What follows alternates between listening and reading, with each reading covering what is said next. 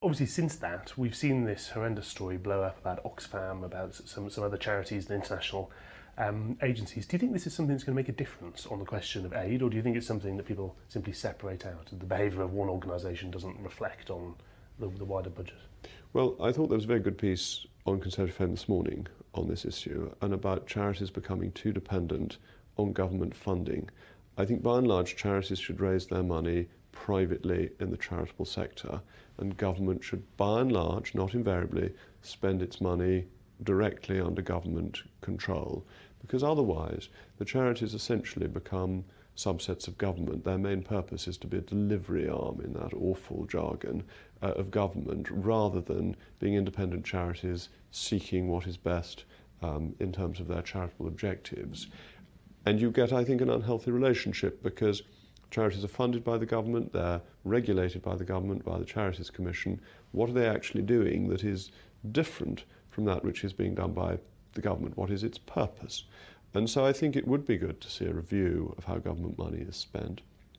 But I also think the overseas aid budget target is an error, that we should spend money sensibly with a good audit trail when it is needed. To say we will simply spend this money and we will spend it by the end of the year as a percentage of a figure that we do not know, so we're guessing at the end of the year and can be shoveling money out of the door to meet the target, that's a great mistake. And what should we do instead? Well, I think there's a really interesting opportunity that we could carry on helping in emergencies, which most people in the country think is a good thing to do. I think the country should be very proud of the work the UK has done in terms of refugee camps near Syria, where we've been, second only to the United States, the biggest contributor to those, to try and solve the problem near where it arises rather than encouraging large numbers of refugees. But perhaps we should look, and this is my investment interest, in investment rather than in expenditure. That if you look at overseas aid, it pales in comparison with the flows going from the private sector. I think the figures are between 800 billion and $1 trillion each year go from the private sector into emerging markets. But that's investment and seeking a return.